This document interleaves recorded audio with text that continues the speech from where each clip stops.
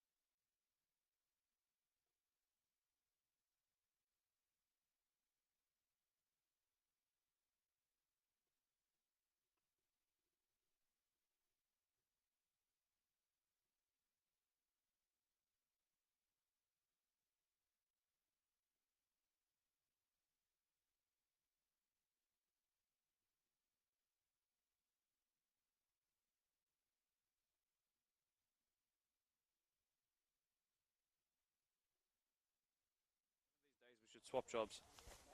Yeah, if you like. I can babble rubbish. And then your viewers will be gone. Do you want to go up? Go out earlier, boys. Come on.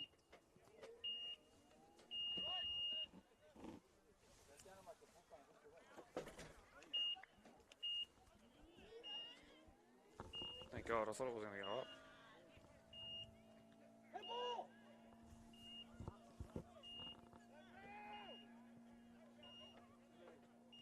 Handball, surely. Game on. More or less. You want to go more? I don't mind. Good stuff. I'm just going to throw this down here. Oh, sorry. So you don't want to do a test? Oh, yeah, I got you on. Chat if you want. I can't Okay. I can't hear myself at all. Oh, like a little bit. Like obviously the button's on. It's not on high. Just doing a test now. I can hear myself. I'm a little bit feedbacky. That's because you're way over. Okay. Talk to me, so Just going to keep talking to you normally, like this, and probably sound more naturally like this, and there's a penalty going on down below, and... Thank you. when you yell, it's going to go... That's alright. Let's go, Marty! Watch this.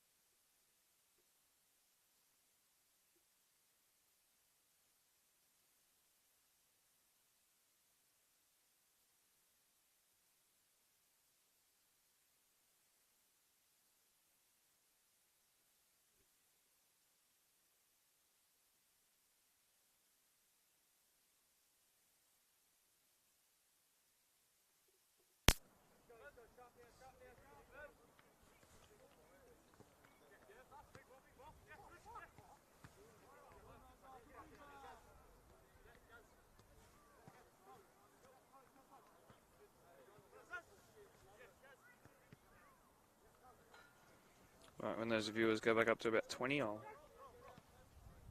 do it. This time we're just going to try you talking, and you're going to have this. Yeah, it's fine. Okay? You just let me know whenever you. Oh, it's 6 to go. Probably should go now, hey? If you like.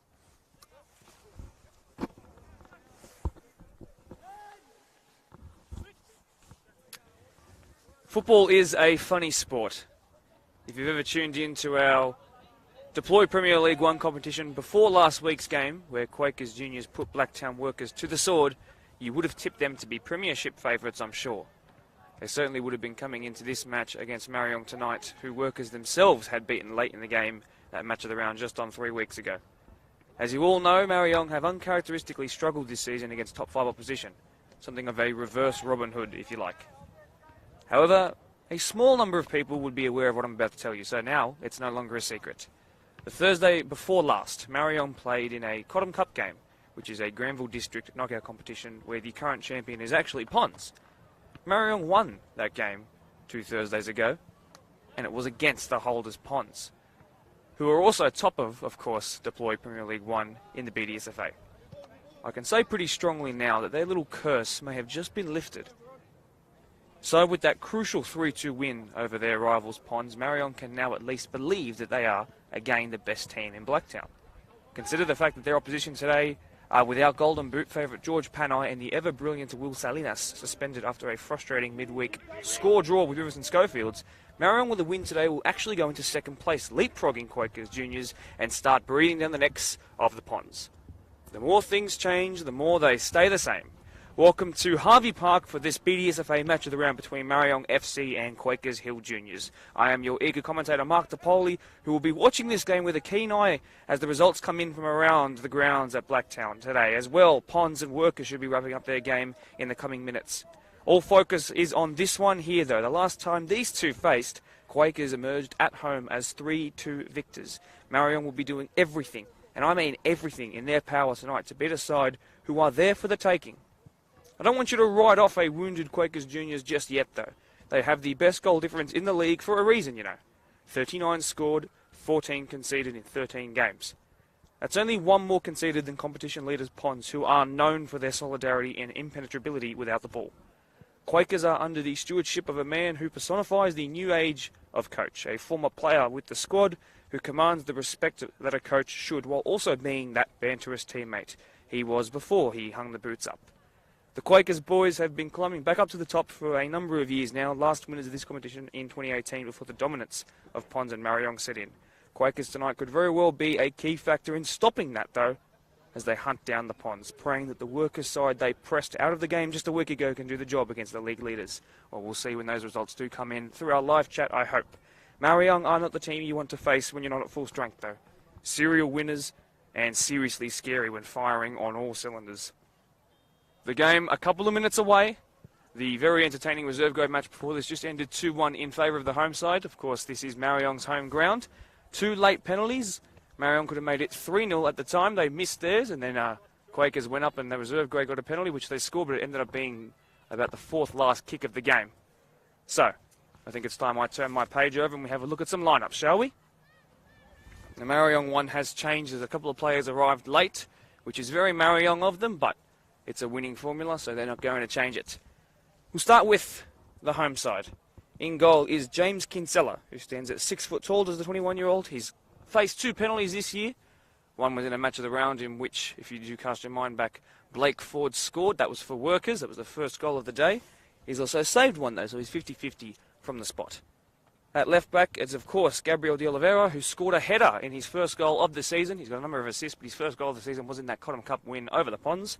He's next to Wal Reese, and finally returning to the squad, Mamush Aguer, who I haven't seen play since the back end of last year. He's a fantastic human. I'll tell you all about that as the game goes on, but it's great to see him in. We're either going to have Dylan Owusu or Junior Asare playing at right back.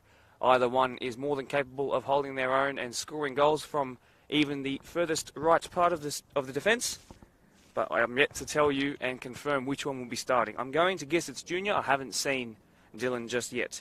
Ahead of them, it's the ever-present, one of my favourite players to watch in the league. It's Ryan Colborne, who is of South African background, has a couple of assists to his name this year, And the 32-year-old who spent 9 years at the club is very much used to being in winning positions in games, and will be wanting to make sure that in front of you guys tonight he does that same thing. Ahead of him is Aaron White, whose brother just had a fantastic game in the reserve grade. The box-to-box midfielder has spent a number of years at the club as well. It's 10 weeks until his baby is born, by the way, so congratulations to him and those watching along. He will be up and down all game, I do promise you. And then, of course, Kelvin Afori, who scored a screamer here at this venue in the match of the round against Parklea, which I missed, but I was at home a little bit sick, but that certainly got me out of my bed, did that goal. On the left, it's Nicholas Ramos. He's got 6 goals and 8 assists this year, 2 assists in his last 2 games as well. On the right, it's Captain Mervyn Chakal, who is absolutely one of the best players in the league, very much used to scoring lots and lots of goals and in important games as well. He actually has 3 goals and 1 assist in match of the rounds in 2022. And through the middle, it's Corey Joseph in the number 10 jersey. He was a late sub-on against that Workers team, which they did lose to late on. We'll see what he can do when starting tonight. The away side, in goal, is Dean Rogers, who stands at 6'3" and is vastly experienced at this level.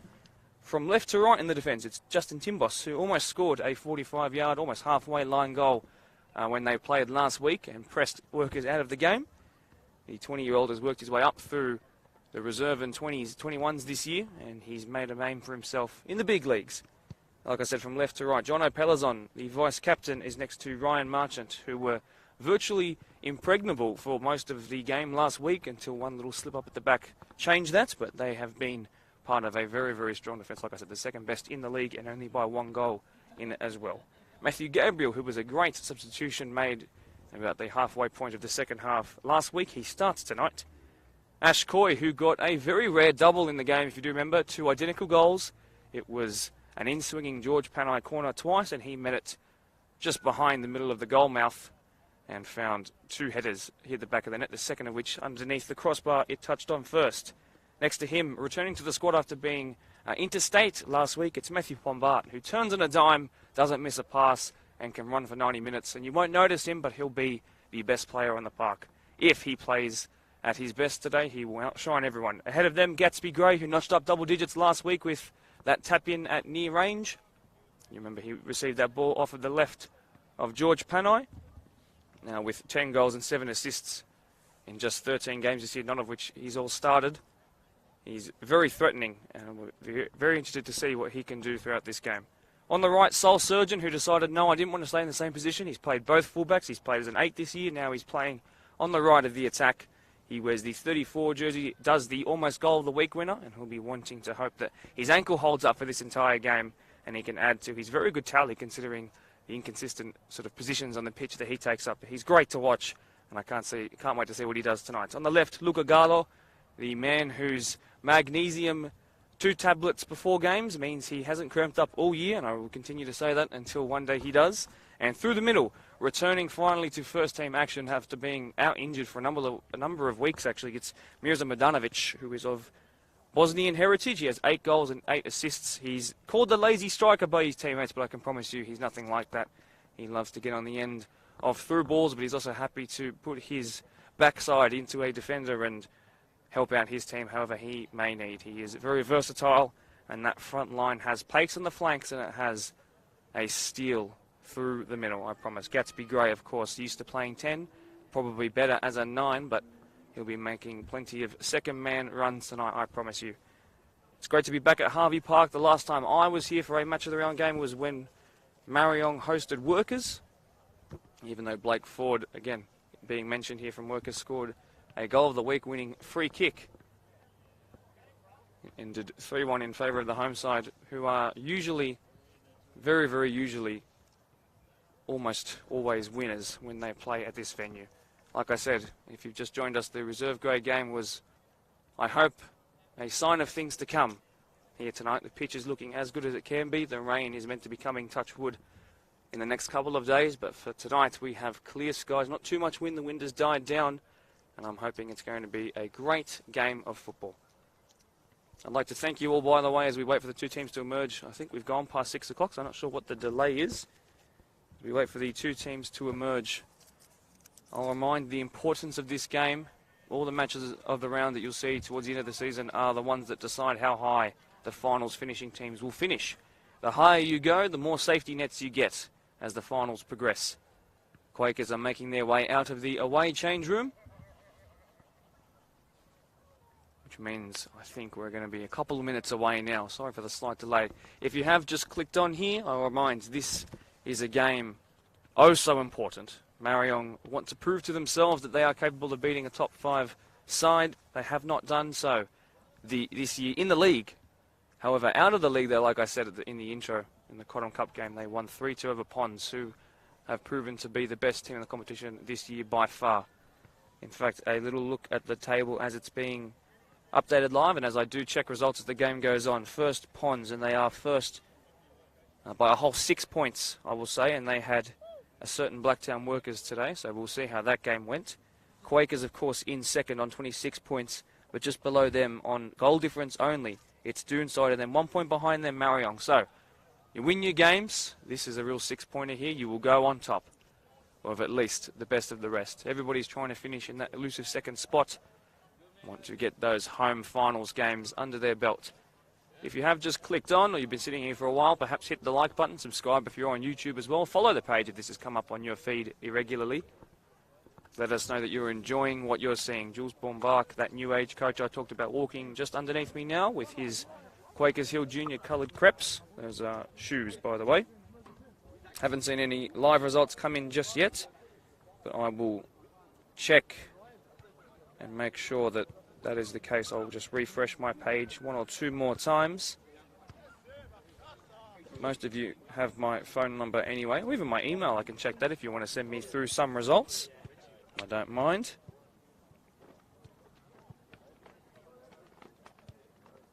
I can see that George Panay not playing today, suspended.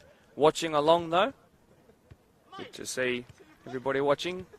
Hello to everybody. I'm not sure what the delay is. We are now 5 minutes past when kickoff is meant to happen. Marayong perhaps implementing some mind games here. Not a finals match. All of these teams will play finals football. That's assured mathematically now, considering the amount of games remaining. But the delay is certainly a surprise to me. Sorry for making you all wait. I'm getting sick of the sound of my own voice now. I'm running out of things to say. I had a lovely $4 bacon and egg before I came live, and it was one of the best I've had. So if you need to be the judge of the best canteen food in the BDSFA, Marayong is certainly a team up there, not only on the pitch, but in the bleachers as well. Their timeliness, though, is something they are struggling a little bit with. Coached by the very well-respected Kevin Guerrero. Spent time at Premier Spurs and made his way here. He took Gabriel de Oliveira with him as well. I'll mention more on that when he gets on the ball. Does the number 9 who plays at left back. Brazilian-born is Gabby. Moved here 15 years ago. Plenty of very interesting things to learn about him. I'm still yet to confirm who is playing at right back for those in green tonight. That's the home side, of course. Quakers away. They will be playing in their away strip as well. If I could just remind people who are watching along, who know the results of other BDSFA PL1 or PL2 games, please send me a text, a Facebook message, put something in the live chat so we can be up to date on what's happening and give a live look at the ladder. Walking below me now, Shia Chakal, who is brother of Captain Merv, who is actually showing me the stream right now, so he's getting a shout out while watching me give him a shout out. Former Blacktown Spartans striker he was, Golden Boot winner multiple times. Had a couple of issues, and when I say a couple significant ones with the knee, as tends to be the case with so many talented players in world football and world sport generally. Someone who is involved in the coaching scene for Marayong's reserve grade side, who I'll remind had a win 2-1 just prior to this game. We are finally now seeing the referees let out Jim Azar, by the way, Keanu Woods next to him as well, making their way to the centre of the park. So I'm hoping we are about to start. Just a reminder, I'm sure the coaches below can hear me. If they could send me their bench, first name, last name and numbers, they're getting thumbs up, so that's good to see. Thank you very, very much. Players are making their way to their positions now.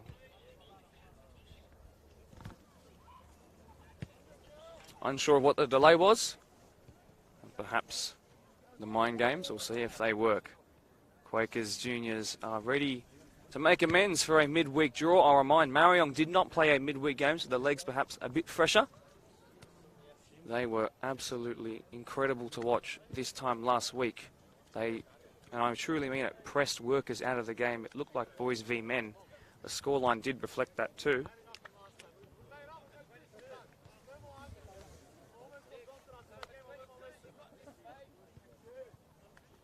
Shake of the hands between captains and refs.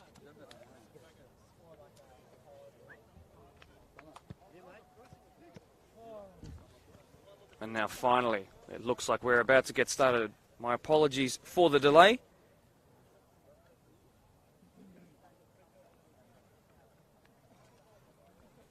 I'm going to make the excuse that they were getting their goal tally ready so that they could text me exactly what it was. Looks like there's also been a late change. Looks like Haramis has gone central for Marayong. Below me in the 32 jersey, it looks like Kuzi Buama, who was great to watch against Workers despite what the scoreline was. If he could just clear up on that finishing a little bit, he would be a wonderfully, wonderfully effective player. Kickoff has finally started. It does look like Dylan Owusu has come in at right back. Finally good to see Marayong in their home colours, in their home strip, playing at Harvey Park. Nothing better than that.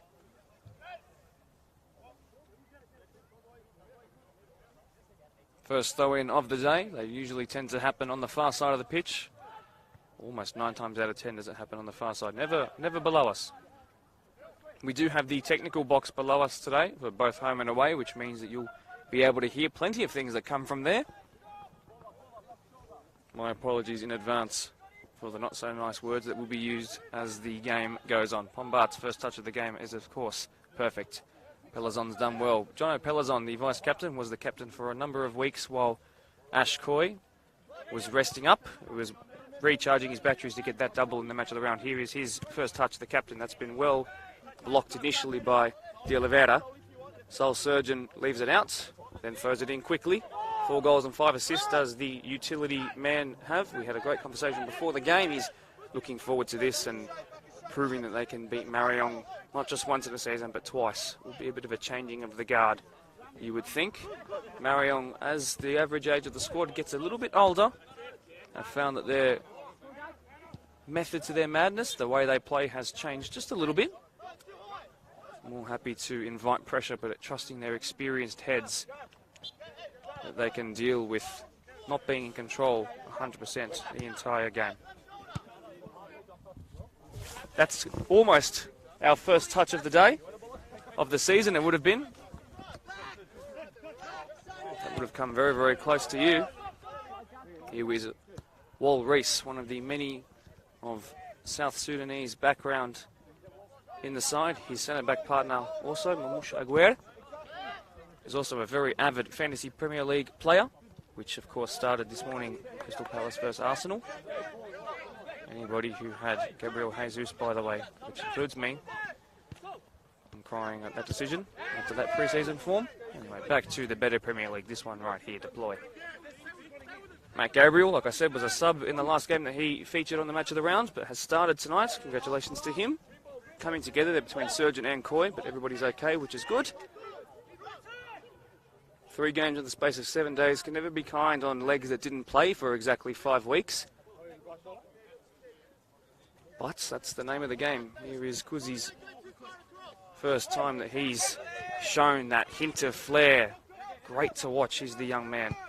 Colborne, that's a fantastic looking pass. Tim Boss has got his work cut out. Mervyn Chakal is going to be stronger than him. He's done well to get past him. It's Chakal. He's brought down. Penalty in the first moments of the game. The first real chance. And a big decision, but it was made for him. There might be some cards handed out for word said to the referee. Yellow cards gone to Dean Rogers in goal. Says that no way did Tim Boss bring him down, but he did. Mervyn Chakal is deadly from the spot. A dead eye, you could call him. They're dusting up the penalty spot as we speak now. Anything for 3 points, but a huge talking point. Not that I think that there should be much talk. That was clearly a penalty from my view. But a huge talking point in the opening moments of the game. And Mervyn Chakal, who's got 11 goals and 7 assists, a couple of them penalties, including one in the match of the round where he went to the keeper's left, his bottom right. Well, let's see if he can recreate that now on the left-hand side of your screen. First couple of moments of the game. And this could be perhaps the most critical. It's not the easiest place to take a penalty. In fact, Jim is having to mark out where the spot would be because it's not clearly visible. All these delays just perhaps putting off Merv a little bit, but that man at 29 years old, wonderfully experienced from the spot, I can't imagine he's too phased. Will he make it 12 goals? Mervyn Chakal. Oh, he's missed it! Smashed up and off the crossbar. And the man who is usually so composed in situations like that perhaps wasn't 100% warmed up yet. We know how difficult it can be when you go into penalty shootouts and put on someone just to take a penalty. That doesn't always work. And then the header sprays past the left-hand side post. Everyone take a breath. We can finally relax a little bit. But wow, what a start to the game and what a miss. Plenty of penalties have been missed. I think more have actually been missed than scored this year. He went the same way as last time, but this time tried to put it where the cobwebs and spiders are, and instead he found the paintwork. And the paintwork then found not the back of the net, but instead it went off to the right. It stayed in somehow. But my word, of all people to miss, Merv Chakal, you stay on legs 11 goals for the season. Plenty of time in this game. Plenty of time in this game. But let's just say as well, Quakers have been let off there. Danovich missed that. De Oliveira came up with it. Good ball that was, but it was snuffed out. Cleared.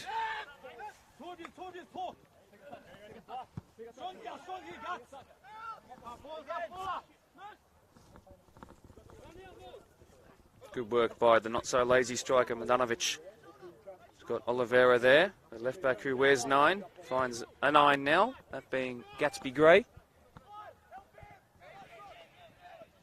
Luca Gallo, first time I can remember him being on the ball. As well, no Aaron White as the box-to-box midfielder today. It's actually Benny Lamb in the 13 jersey, who was very good when I watched him against Parkley, so great to see him in the middle of the park as well, bossing proceedings so far. Here is Kelvin Afori, probably the goal of the season winner so far. A left-footed volley off of a clearance down the left-hand side of your screen. It was here at this venue. Colborne finds Wal Reese, who's scored an own goal in a match of the round before, and that was against Pons in the derby, you might remember. They've also got Pons on Wednesday. An offside flag has been raised at the most cruel of times for Marion. They were going to be through, but that man Nicholas Haramis, not Homos, Haramis running through.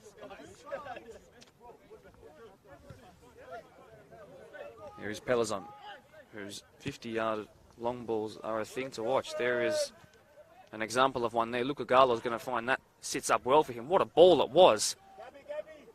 Great flick there by the captain. Now crossed in, something like that by Gallo. De Oliveira clears it into the face of Gatsby Gray. The two nines coming together there. It's gone back to Sol Surgeon, capable of scoring from any angle, any distance as well. Pomba once again in that 14 jersey. That's a really good ball in, was by Matty Gabriel. And you might think about it from distance. It's been blocked. It will be a corner. Well done by Dylan Owusu.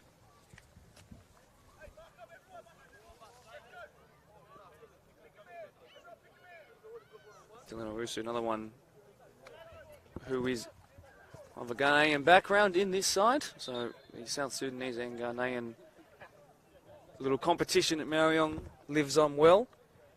Of course, in 2020, they beat South Sudan in the African Cup, and then in 2021 responded. The same two teams played in the final. This time it was South Sudan who came away with the victory and the trophy, There's always some great memories, moments and goals in that competition. Great to watch. Now, first corner for Quakers. It's not an effective one. I'll remind they are without Will Salinas and George Panay, your current favourite for the Golden Boot this year. He's got 16. Couldn't find one midweek against Riverson Schofield, who played a very deep back five and just sat, but were actually quite good in the game, particularly in the first half. He did pick up a red card though. Great hold-up play by Haramas there. Owusu, Junior Asare, who plays in the same position, probably happy he didn't have to start. He played a big role in the reserve grade match, as did Nazir Komi, might remember from last year as well. Afori, good work there in the middle of the park, although Coy slides in well. Benny Lamb, first time I've seen him really win back possession like that. It was very good to see. Long ball by Wal Reese, testing Owusu. This will be played back by the man who gave away a penalty. Rogers, awkward clearance on the weaker foot. Pombart, though, he's the man you want to find in uncomfortable situations like this. It's gone back to Rogers, though, this time. A bit more convincing off that clearance.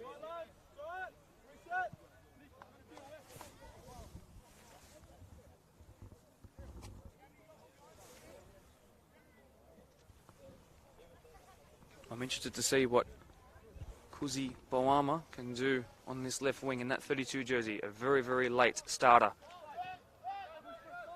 Corey Joseph instead to the bench he goes. See what he can do off of it later. Mush Aguirre. Flicked on by De Oliveira, but not in the direction that he wanted. He's a very avid indoor footballer. He's Gabby De Oliveira. Of course, Brazilian, so that's no doubt. Thought about the dangerous pass, instead didn't go for it. Coy, who has made a name for himself in making advanced runs, which was typically not his style, but from 6 he gets forward, and last week it landed him 2 goals, if you remember.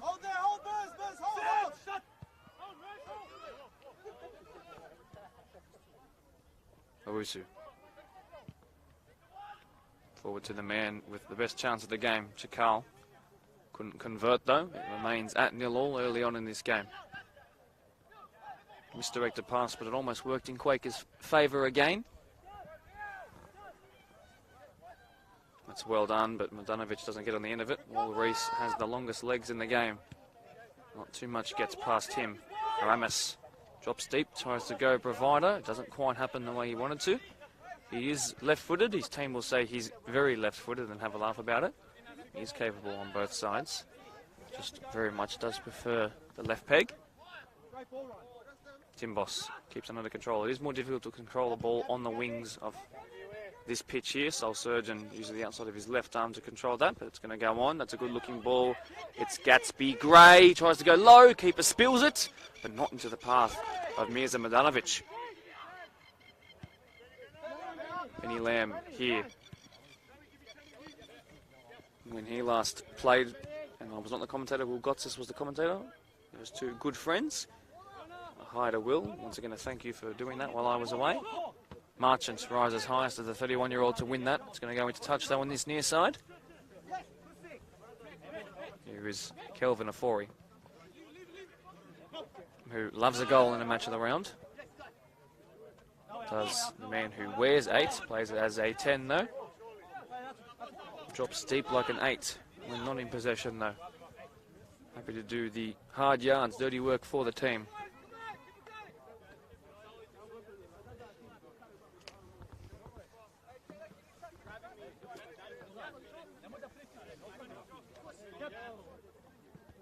Wama was there, didn't come to him though. De Oliveira will take it off his own man. That's why. Oh, I almost thought he might find the most spectacular of passes. It didn't happen. Mirza Mladenovic. Colborne. A destroyer, a brick wall they call him. Boama, what a ball that is. And Benny Lamb! And that's the first goal, and what a goal! Another one of the late inclusions to the starting 11. An incredible ball by somebody else who came to the game late, but no need for extra time to warm up those legs when you're capable of brilliant finishes and passes like that. Marayong 1-0, Quakers yet to find their best feet so far, but perhaps 180 minutes in the last 7 days, and now this game catching up to them. 1-0 Marayong, and you can't say it's not deserved. A missed penalty about 10 minutes ago. This one, though, a finish for the cameras, and that cued that celebration too. Adrenaline rush is real as he tries to win back the ball straight away. Diminutive in size only. Absolutely incredible on the football pitch. Benny Lamb, take a bow.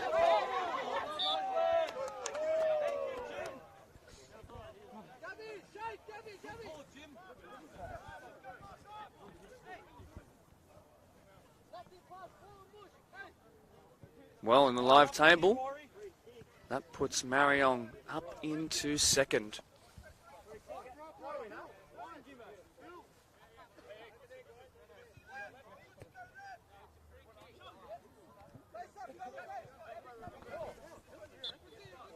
Pombart plays the free kick short. Benny Lamb putting in the hard yards. Pombart gets around him, but not without a ton of difficulty in the process.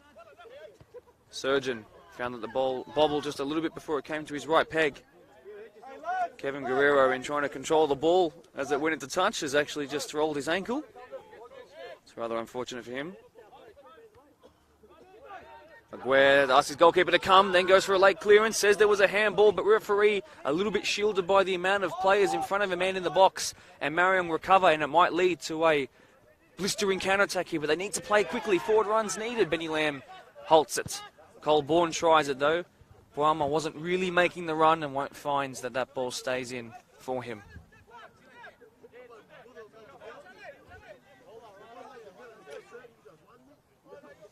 I can't get over how good that finish on the half volley was by Benny Lamb. Gee, that was good.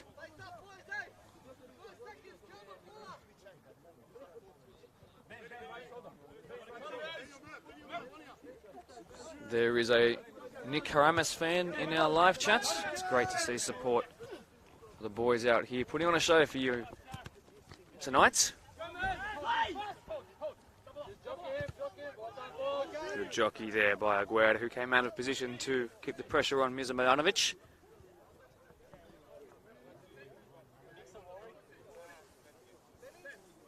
In that penalty call, that was very difficult to make a decision on just moments ago there. Probably Quakers' best opportunity of the game. The closest they've been to smelling blood, perhaps you could say. That's a silly place to give the ball away. He had lots of time there. Gatsby Gray, Radanovic, that went into the body. No handball despite the calls below us. Pombart thought about it for a moment, didn't really sit the way he wanted it to though. Now flicked in by Garlo. Only De Oliveira there. Marchant putting the pace on. Haramis, the oppressor. That's a good ball. And even nicer flick by Coy. Madanovic is there. Wants to mark his starting return with a goal. Garlo tries to feed it through for Gatsby Gray, who's collected all man there. Just a goal kick is the call. To the disbelief of those below me and to the right, which is the Marayong technical area.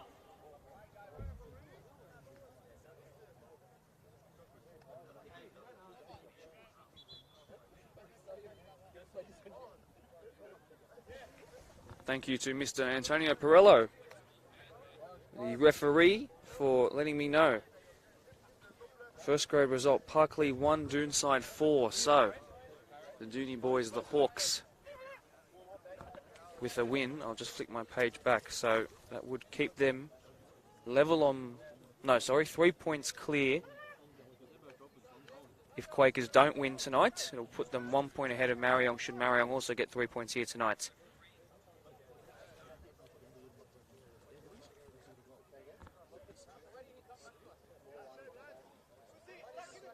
Any other results that we're aware of, please do leave in the live chat. Send me a text, either one.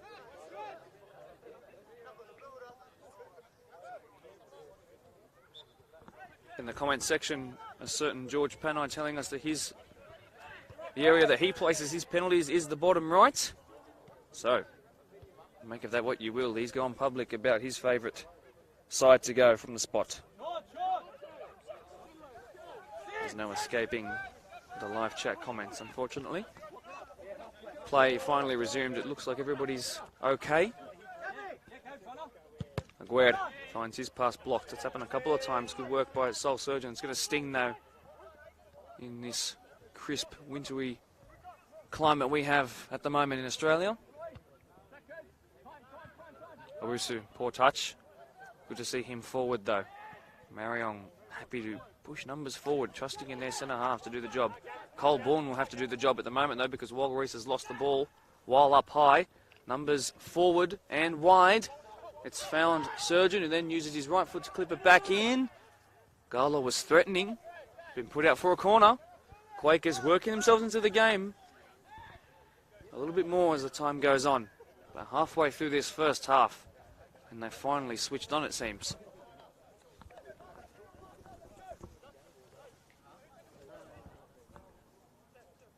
No one in a real hurry to take the corner. Looks like it will be Timbos.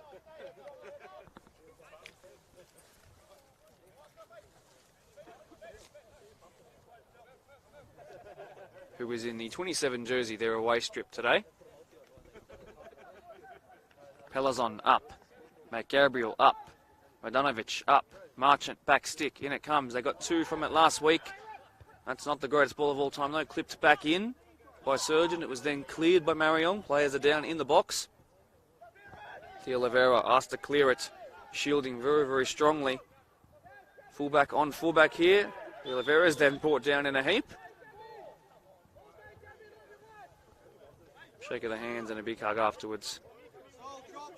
And everything is good. 5 assists to his name this year for Gabby De Oliveira.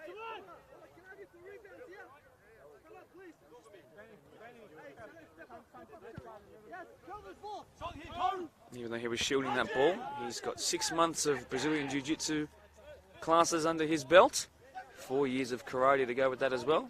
Happy to fall over in order to win the foul there. Colborne, who's been faultless so far, given away there by the only goal scorer of the game so far, Vinny Lamb, and then now it's found Gatsby Gray. Tries to use some quick, fleet-footed footwork to get out of that there. Wins a free kick in the process. Once again, not happy is Marayong, nor the technical area below me. Ponds have beaten Workers 3-1. Thank you to Mr. Adam Fairley for sending that through.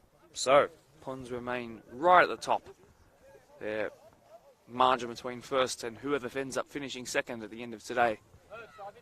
Growing and growing. Every good performance.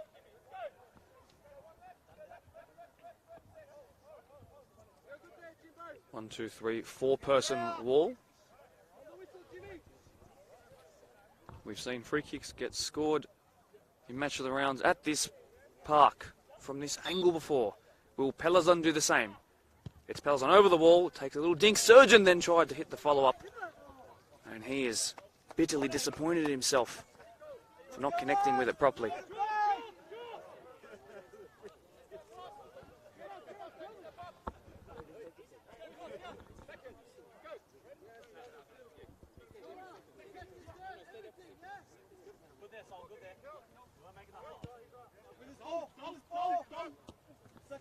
Kinsella's first goal kick of the game, I do believe. Timbos. Garlo was tackled. Throwing goes his way as well. Dylan Owusu not happy.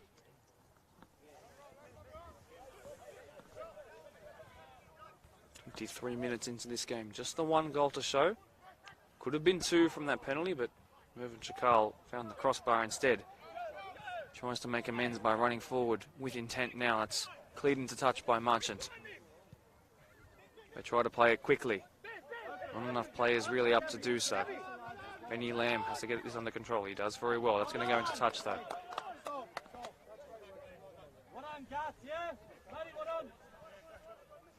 Ponds, it seems, another game closer to securing the minor premiership. In fact, they might even just be right on the cusp of it, you know. Given away in a silly area, and now Boama's found himself one-on-one. Can't quite get it under control. Then flicked out a leg at the keeper. That was quite silly of him.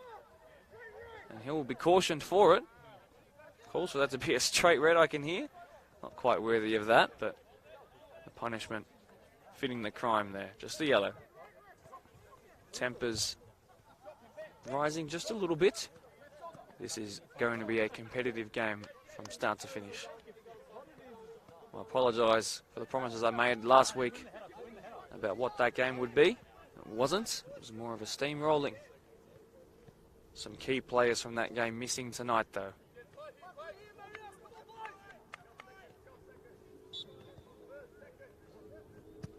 Long by Rogers. Kicked up a whole lot of sand while kicking that as well. Goal mouths have been used quite a lot at Harvey Park. Colborne. Wonderful again. Wall Reese.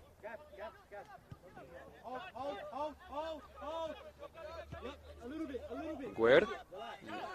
Former Ponds player himself. Now his third year at the club, involved in the title-winning campaign of 2020. Forward goes Reese. Afori dropping deep to receive. An awkward pass, but it's going to work out. Boama, who had the most recent chance of the game, here loses it, unlike him.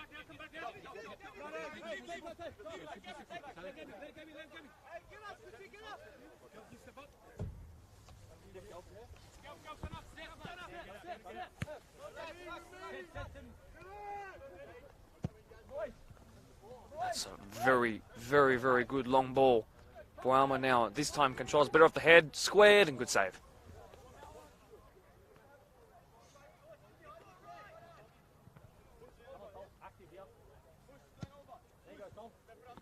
Another long kick out of the hands. We're rising highest. Didn't quite direct it where he wanted it to go, though, but Reese has recovered it. Intercepted by Timbos. It stays in for the time being. It's going out, it's staying in. Colborne here, that's a man you can trust on the ball. Look at that. A little deviation from his original path. One back by Boama after giving it away initially. And then Marchant, same thing to be said about him. Pass into the middle, Matt Gabriel's made an inverted run here. Benny Lamb testing him. That's a really silly ball there.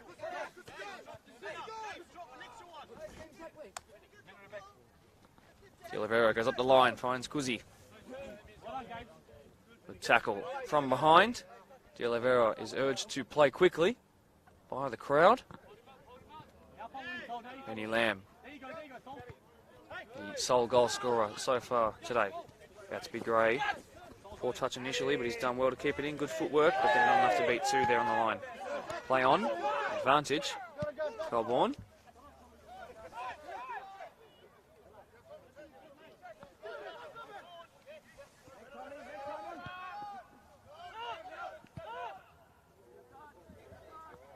Passes just stayed in there. Long ball again, trying to find Chakal, who is in his physical prime as a 29-year-old. Competing for the golden boot. A penalty converted would have been of great assistance. We'll see if he can get on the end of one by the end of tonight. Pombart, great touch. Timbos, back to that man. Twists and turns and gets away from his man. Make it two. He got away from. Gabriel. Being Surgeon under a bit of pressure. He does well. He's very right-footed though, his soul. Well done by Captain Coy. Not quick enough on the ball. Gatsby Gray. Boama, who's got 7 goal contributions this year. 4 assists, 3 goals. Explode into life since we last saw them at Workers. Was yet to grab a goal. He's got 3 in that time, that means.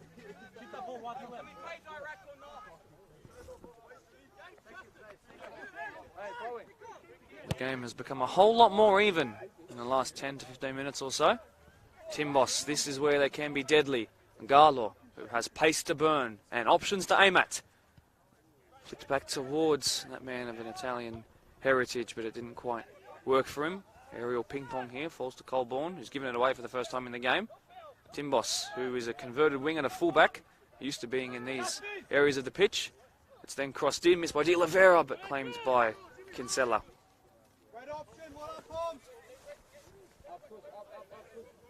Out of the hands, long, over the halfway line towards Haramis. Marchant, much stronger in the talons though. Wama. Good idea on that, but no way is he going to get that over Jono Pelazon, who is as tall as they come.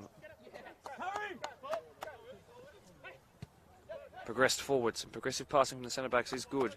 Ball comes Pombart, not usually a runner of the ball. Gives it away to Coy. Couldn't find a central pass. No one really to aim at. He apologises. He needs to get back and defend because Marion are starting something here on the counter. If they can play it to Chakal quickly, which they do, they're going to find themselves in a good position. Haramas in there. Walmer in there.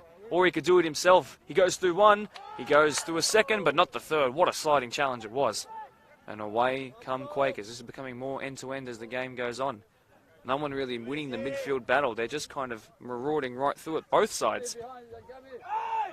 Numbers committed forward by both sides. It's going to go on. There's a switch of play. Would find Soul Surgeon through. And he doesn't play it, but can he do it himself? He's then taken out heinously. A free kick is called.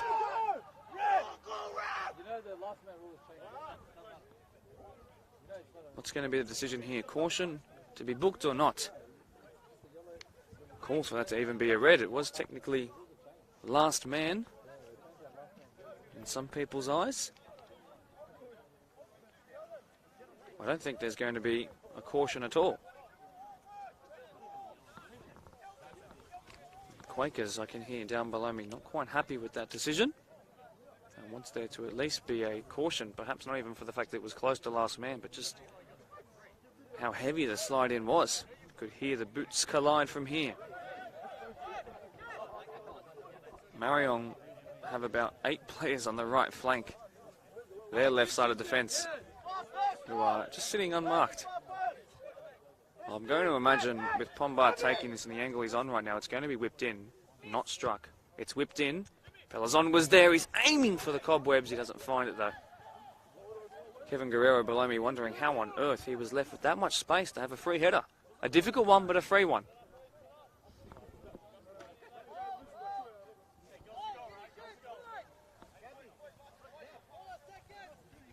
31st minutes, that's 1/3 of the way through the game. Difficult to control, but given away nonetheless. Chakal. Long and wide that goes. Soul Surgeon doesn't keep it in.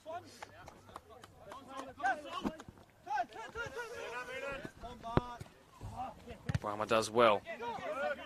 A show of intensity, but then it's given away. There's a big tackle in on Pelazon. Probably the tallest man and the shortest man on the pitch coming together there, and then a big push off the ball. And there's a red card here, and players are fighting. This is not what we want to see at all. A huge push on Benny Lamb, and on Pelazon it was always going to be higher up on Lamb. And there's been a red card shown. This has just gone into an area we don't want it to. Hopefully things settle down quickly. Pelazon now on the floor as well. Calls from the crowd aren't helping either. My apologies to those watching along. We did not want to see this. We never do. It is tightly contested sport.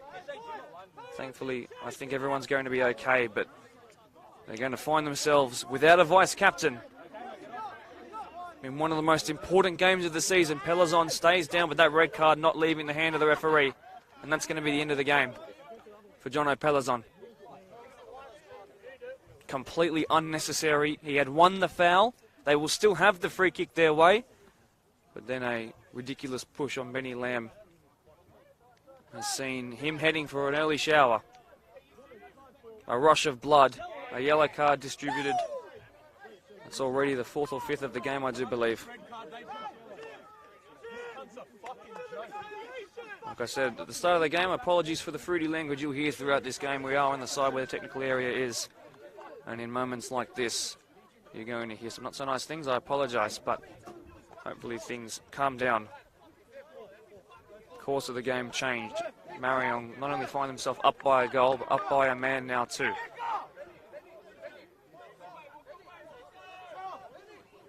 Talks going on with Benny Lamb still happening in the middle of the park, this time with Madanovic. Well, there's been plenty of talking points in this game. Benny Lamb's great goal. There was a penalty and then a penalty missed and now a red card. The earliest one that we've seen in my time doing these match of the rounds. Play nowhere near resuming. The referee's coming to the sideline to say, stop talking to me, calm your players down, calm yourselves down. He's close to sending a player as well as a coach from the sidelines. There was a swear word used there. Referee's turning back around. What colour is this going to be now? A yellow card for the coach, and just a yellow. I do not want to see another one that's red. Decisions being made that are changing the course of where teams will finish in the finals. What their final standing on the table will be. We've had no matches of the round in my time here where things have escalated into madness. It did for the first time. I'll remind those watching along, it is competitive sport. Heat of the moment, things do happen. Jono Pelazon, a rush of blood, yes, but one of the respected players in the competition for his great work in defence. Not his finest moment there. But it is, like I said, competitive sport. These things happen. That's why there is a disciplinary system too. Finally, after Quakers go down a man, they actually get to take their free kick, which they won.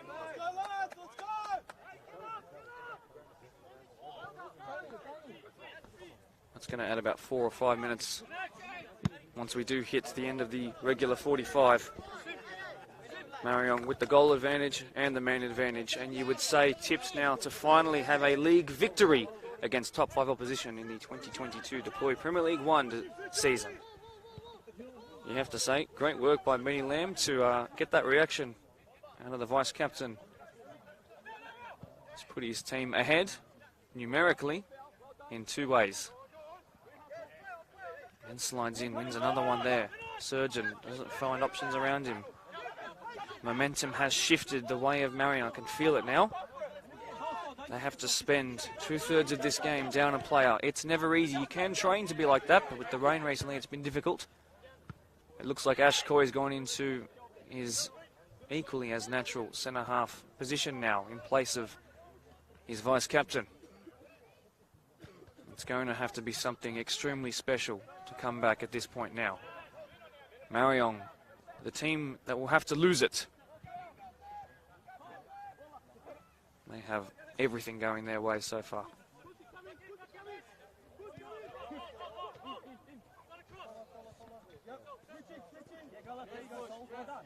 Warren, who is adept at dropping between the 2 centre-halves and distributing the ball as they shift into a back 3. When in possession, the fullbacks come way up the pitch. And it's such an effective way of playing. Really good ball to find that man, the right back, Owusu, who's in those nosebleed sections of the pitch. He can see Chakal around him. He can see Benny Lamb. He can see Kelvin Afori, who hits his own man, Haramis. Walma does well. De Oliveira, they'll try second phase play here. He's lost it in the bobble. Great flick there by the Brazilian, and then the cross snuffed out. Will it be a corner? I do believe it will be, yes. Let's go, Marcus!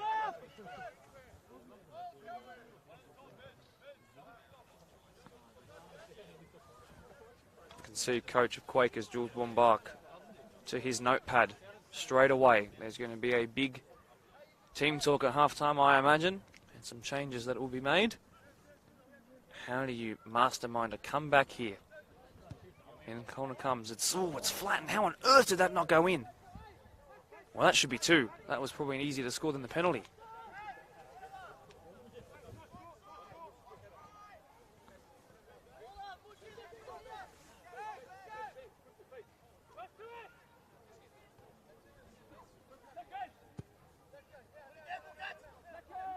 First goal kick that's happened in a while. Given away, Garlo there to recover as his wall race finds his centre-back partner, which those two are so strong. Haven't played together for every game this season. There's been some shifting and changing.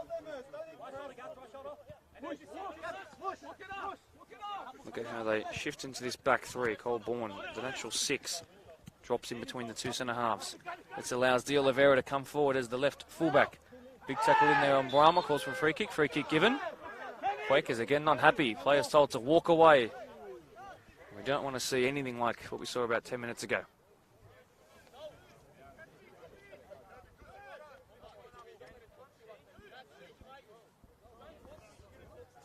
Can see players on the bench watching along on the live stream, which is funny considering that they are here watching it in person.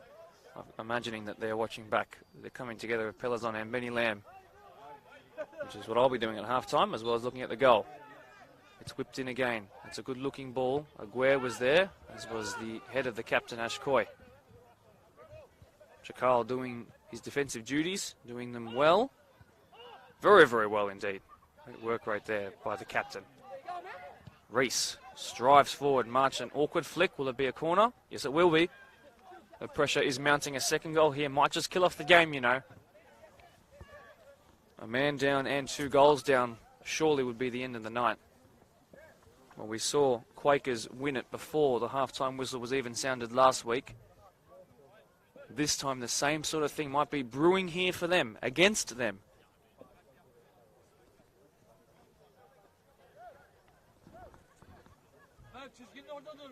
This will be swinging outwards. In it comes towards the back stick. Brahma was there, as was De Oliveira. Impossible to miss with the black undershirt and pants. Lamb wants to turn provider this time. Great save at the near post. It hits the ref. And play goes on because advantage was given. And what an advantage it could be. Miroslav Modanovic up against Wal Reese. Poor touch by the man, only really just coming back into full fitness in these games. He's had a heavy collision there with Reese, who's got to his feet though, which is great. Shake of hands and up we go.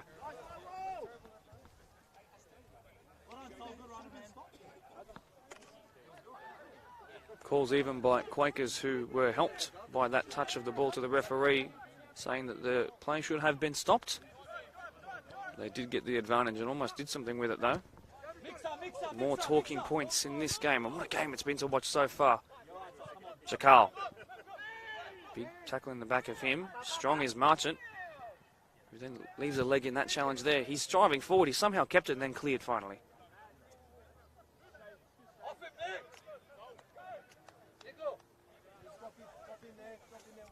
Mervyn having some chats to Ryan Marchant there.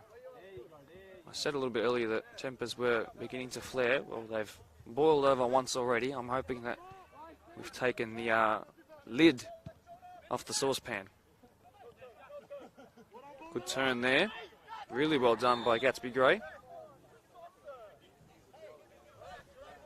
Well, surely too far out to hit.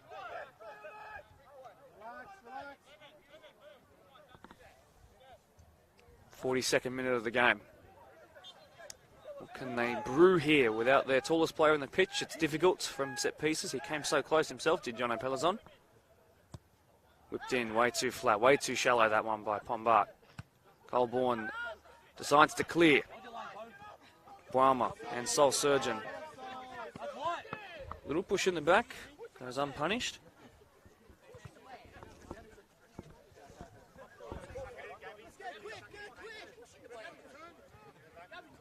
To here in De Oliveira and Kevin Guerrero, his coach, known each other for a long, long time, those two. They've played indoor together.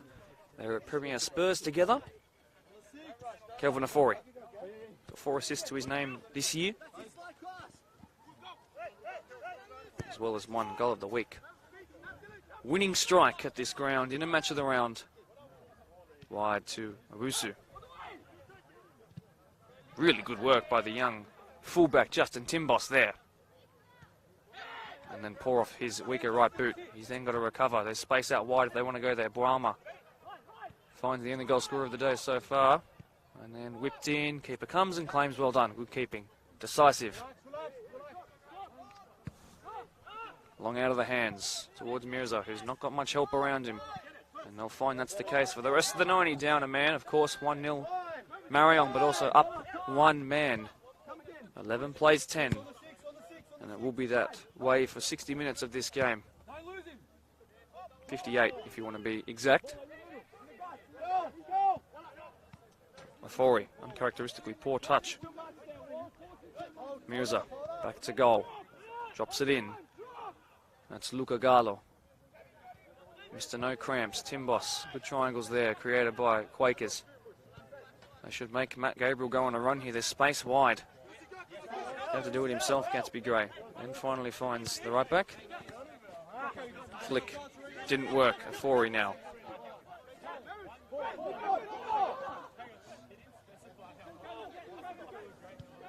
Piercing through ball. Corey does well, a new centre-back. Bombard. Calls for Sol Surgeon to make a run on this near side flank. It comes towards him. It wasn't a through pass though. Gatsby Gray's going to receive it back from the man he passed it to. Good change of direction there with the ball. Benny Lamb, really good in the challenge, isn't he? He's asking for a free kick. Gatsby Gray, last touch off of Quakers.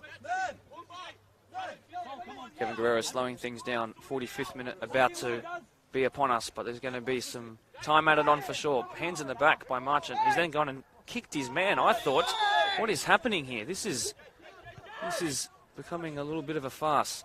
Into the box now, Barmer. Quick free tick, squared, cleared awkwardly by Timbos. Marchant is there again. Needs to be careful not to flick out a hand because he would hit Benny Lamb, which was the problem for Timbos as well. Not Timbos, forgive me, Pelazon as well. What is happening here? Another decision that is going against Quakers, and they're not happy about it. Well, you can expect in the Blacktown Football podcast this week, plenty of words by these coaches to be said about this game. Another slide in there. That'll be a yellow card for the right back. Yellow cards stacking up. Number of defenders in white colours today who have copped it. And it's only going to be made worse as time goes on. Well, on the stroke of the final whistle of the first chapter of this game, a goal here might just sign, seal and deliver. Near post is a little bit free if Afori wants to be cheeky with it. Surely he'll whip it in. Not afraid of trying the spectacular though, is he? Kelvin Afori on the free kick. Dinks it in, it's cleared. Oh, it wasn't cleared at the back stick! Terrible defending! But look who's there! The Sioux celebration, the point to the number on the back. We know exactly who you are. It's Gabriel de Oliveira, who found himself with the entire goal to aim at 1 yard from it. And you know what? Signed, sealed and delivered. I think that might just do it here. Marayong well on their way now to having their first win of the season against the top 5 side. I told you that the curse was lifted in the pre-game. That win over Ponds 3-2 2 Thursdays ago in the Cottam Cup has really lifted spirits and made them believe. And boy, are they believing here. If they can get to half-time without anything silly, that would be Quakers scoring a goal. I think this will just be about wrapped up. But what a performance it's been so far by the holders of the Deploy Premier League 1. 789 teams there are in the BDSFA. Only one can be considered the best. Marayong, having had 2 seasons affected by the old Coco, our friend, still holders from 2020. In a penalty shootout win over Ponds, well, they're looking like that kind of title contending teams here tonight. Bouma, he was brought down. If that's going to be considered a free kick, perhaps a second yellow, Matty Gabriel might find himself having an early shower. He's reaching for the yellow card. And that will be his second. The yellow card's been given. The red card's been given. Quakers are falling to pieces.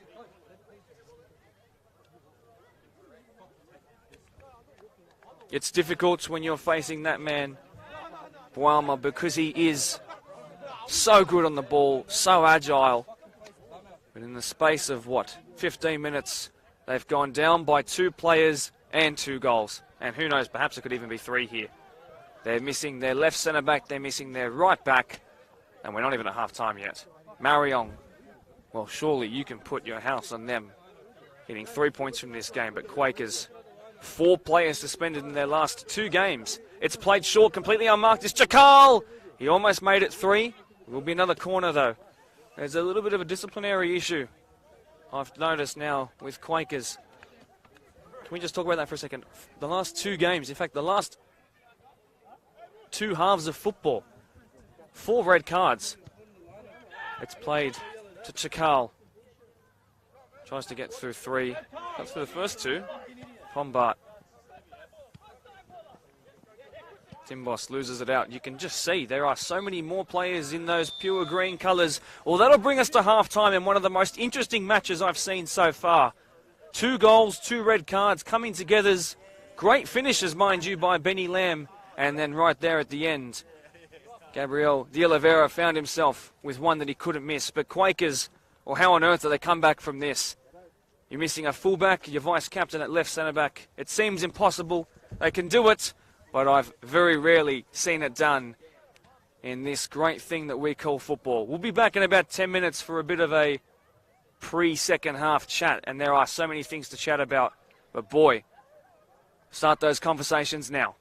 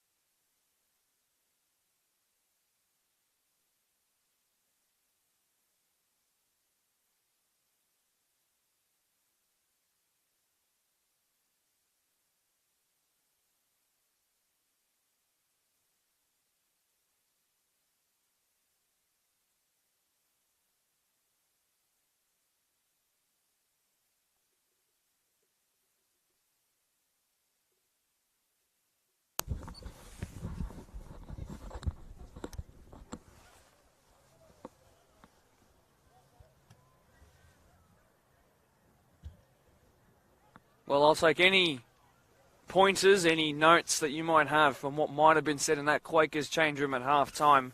A job I do not envy in the slightest for Jules Bombach and his team around him. Down 2 goals, not even the worst of their issues. It's down 2 players as well. It's 4 suspensions they have to deal with. 5, actually, if you count Anthony Napolitano as well in the reserve grade game before their victory over Workers in the first grade game last week at their home ground. And in terms of squad depth, although it is thick, it's being tested here. I'm not sure if there are going to be any changes made. It will be very interesting. But all the work to do for them, it seems insurmountable. How on earth do you come back? There are plenty of people who will have their opinions about the calls that have been made. There is, of course, footage to go and watch it back. We can't hear everything that's said out there, which causes the reactions. We're still trying to figure out what Marco Materazzi said to Zidane in the 2006 World Cup final.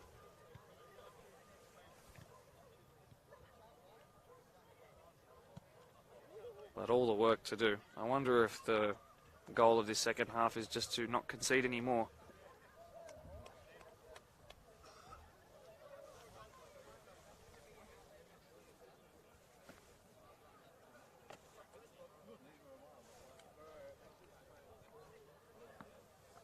Anyone's guess what the final score will be.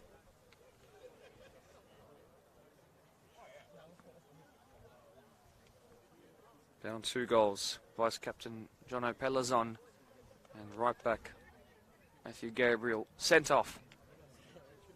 The latter of which was for 2 yellow cards.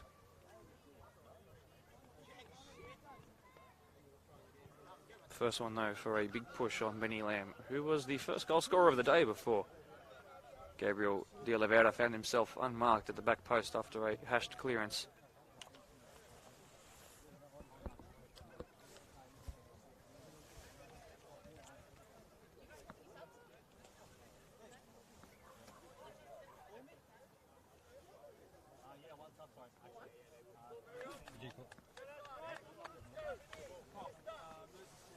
Well, looks like we're about to start the second stanza of this very, very intriguing game. There has been a change made. Just 100% confirming it is who I think it is.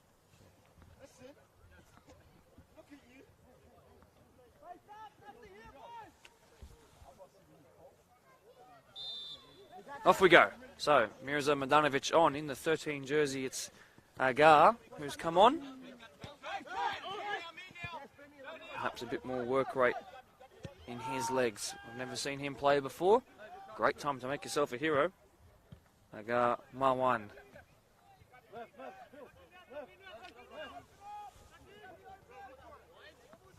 It'll be a very interesting post-match conversation I have with Quakers coach Jules Bombach. I'm worried I might have to edit out some of it.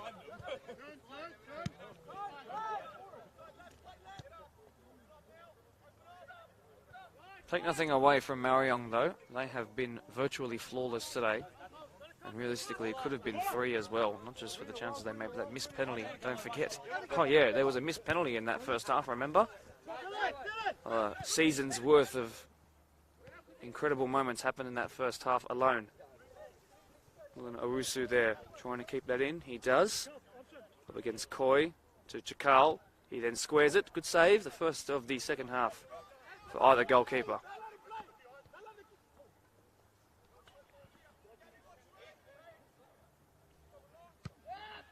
Down to 9 men. And you can see at first glance, if you showed someone who wasn't watching this game a still of this photo, they would say, or a photo of this game right now, you'd probably find that they would say, it looks like there's less white shirts out there. You can tell, even from this far away. It just looks like there's less players. Well, that's because there is.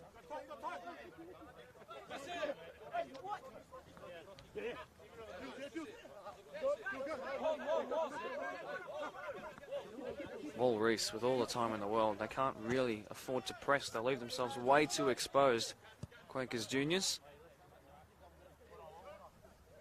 Walma who got an incredible assist and also helped get that second yellow card against Matt Gabriel. He was the one who was fouled in that game. Afori wins it back.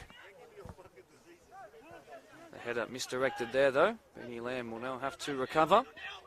Here is Agar Mawan.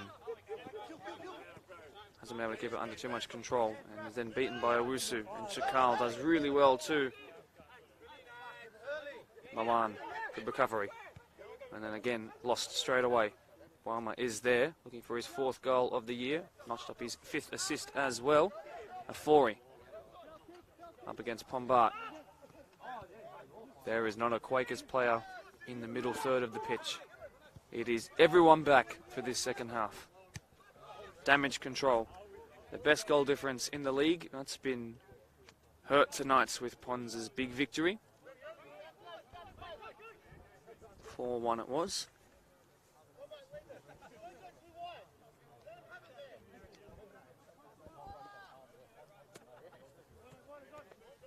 Colborne, who was probably the best player in the park in the first half, as is always the 32-year-old. Squared, another good save. There's no real need for them to drop because there's no one forward for Quakers. The furthest player forward, Agama 1, Matt Pombart in second place in the forward race. Mawan's got all the work to do himself. That's a scuffed clearance though. Perhaps Quakers can slow things down and allow some numbers to come forward. I wonder what formation you call this. It's a 4... I don't know. You call it a 4-5, just 5 midfielders sitting. Owusu. That's Colborne. Another great pass. Look at that range he's got. Rama. One of the many Ghanaian players in the Marayong side. Boama trying to make a name for himself. Just about whisked away by Timbos there. Progressed by Garlo. Centralised pass. Timbos, I'm not sure what position he's in right now. Koi, the captain. Marchant wide, he goes too.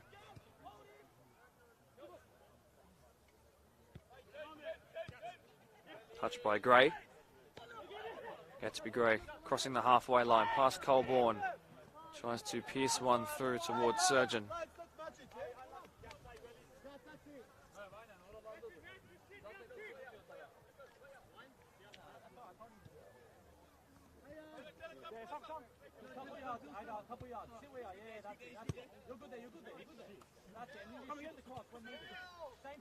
You can see on the faces of Quakers players that they know that the game is over. The game is done. There's a less than 0% chance of them coming back. And you can see in their faces, it's the faces of dejected footballers out there on a Saturday night in the cold, in front of a live audience, and it's just not gone their way tonight. After the incredible performance of last week, where they played the best attacking football I've seen in a long time. Yeah, they were allowed to by a Workers side who just refused to mark Panay tightly. And they were playing such nice football. And then a draw to Riverson Schofields after not really being in that game in the first half and having to recover with a flurry of chances in the second. This, though, is it back to the drawing board, is it? Chakal tries to square it again. We'll get a second stab at the cherry. Haramis was there. Benny Lamb is there too. And then Haramis! Oh, the finish! Nicholas Haramis. He might be one-footed, but gee, that 1 foot is good. Great finish at the keeper's near post. Makes it 3. And it probably won't be the last one that Marayong score before the final whistle is sounded here on this Saturday night. Rocketed, rifled in on that near post. And I know he's got plenty of family watching along. As that man of Greek heritage. There are plenty of players of a Greek background in this league who absolutely rip it up. Usually it's one who is wearing the away strip tonight. Not present in this game though. Up stepped Haramis. The Greek god at Harvey Park.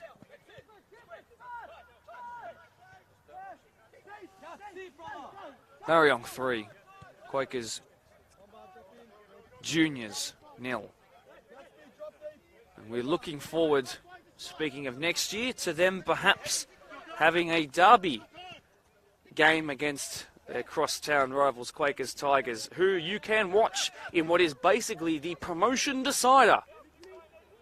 The battle to finish first between Prospect and Quakers Tigers in the Deploy PL2 as Afori thought about the incredible again on that left peg as it's cleared by Soul Surgeon. This will be what they do for the rest of the game.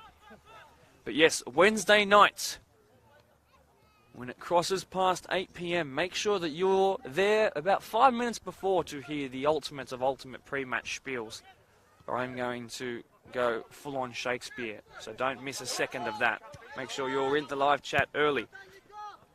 It's going to be an incredible set of games.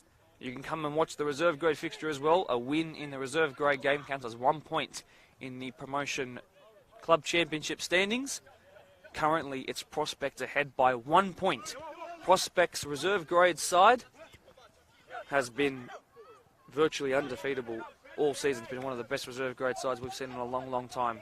It's most likely they'll win that game, so they'll go up by 2 points. But come the first grade game, if Tigers win, they'll then go ahead in the club championship by a solitary point. So, not quite a 6-pointer in the sense of the word. It's pretty much the decider, you would say. Those two teams have been head and shoulders above most other teams this year. The biggest competition being Eastern Creek, but Tigers and Prospect have run them off the park at times. Especially towards the back end, the pointy end, the important part of the season. So do not miss Wednesday night, PL2 live stream, the last one you'll see in the regular season of the PL2, so do not miss it. Come down and watch it. It'll be cold, but at Patterson Reserve, we're going to get this scissor lift out onto the cricket pitch. You'll have a better view than when we last saw Eastern Creek and Tigers play there a couple of months ago. I urge you to be there from before the first minute to beyond the last. It's going to be a great stream, as Afori might have a chance himself. Didn't happen for him though. Look at the pace being shown here in recovery by Mamusha Guer, who is an avid Man United fan. We'll be watching them, I'm sure, across the weekend. He was in Melbourne to watch them in their pre-season friendly games. Chakal, wonderfully well done. Thinking about the golden boot is Merv. Good slide in there though. Quakers survive.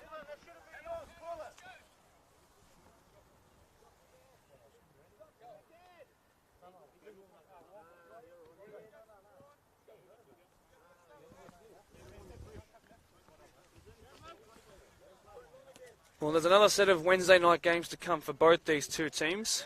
This week that just went by, it was only Quakers who had to play a Wednesday night game. That was that score draw I was just mentioning before with Bruce and Schofields. But up next for Marayong, it's the derby against Ponds. And you know what? As that ball is thread through for Haramis, who wants a brace. Good save. Good save. For a goalkeeper who's going to be tested plenty more times before the end of the game. It won't quite be first v second because Doonside will have the point on Marayong and will stay in second, but it will be first v third, and what it will be is the 2019 winner of the Deploy Premier League 1 versus the 2020 winner of the Deploy Premier League 1. They've played grand finals against each other many times. They played most recently in that Cotton Cup game, which went the way of Marayong, which might have just changed their season, you know. That great win in the GDSFA competition. Wowman now into the box. Really good tackle there. Surgeon evaded the flicked out leg. There's a player down in the away strip colours, and the ball is cleared. And play is stopped. So, Ponds versus Marayong on Wednesday night. The Wednesday night game you want to watch, though, is the PL2, what is pretty much the promotion playoff. We've dubbed it the match of the season. I've got a feeling if it's anything like the first two games between those two, it's going to be an absolute cracker. For Quakers, they'll have a game against Ropes, who is the team who will most likely finish in that first spot outside of the finals, unless Park Lee keep on their rampant form towards the end of the season. Ropes away from home on that Wednesday night in their bid to still finish as high as possible in the Deploy PL1 regular season table.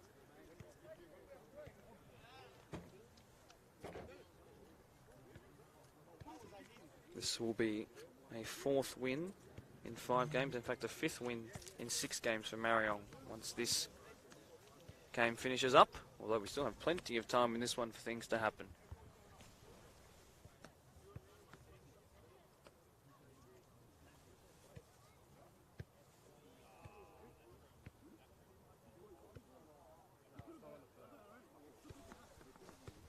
There's serious concern here for Justin Timbos,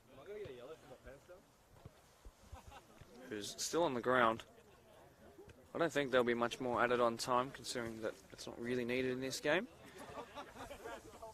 Well, it's becoming that time in these Match of the Round live streams where it's time for that history lesson. Now, I did hash mine last week by saying that Prince released his album titled Prince in 1968, which if you have even 2 brain cells, you'll know that that was completely wrong. Received a flurry of texts on my phone from my mum at the time reminding me how silly I was.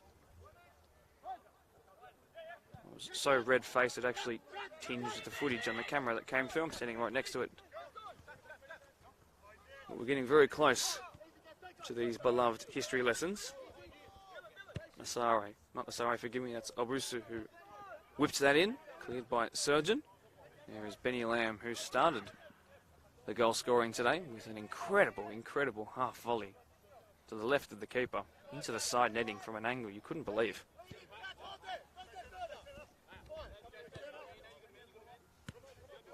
Wall Reese. Poor from him, but he's been good all day. That's not really going to blight his performance all that much.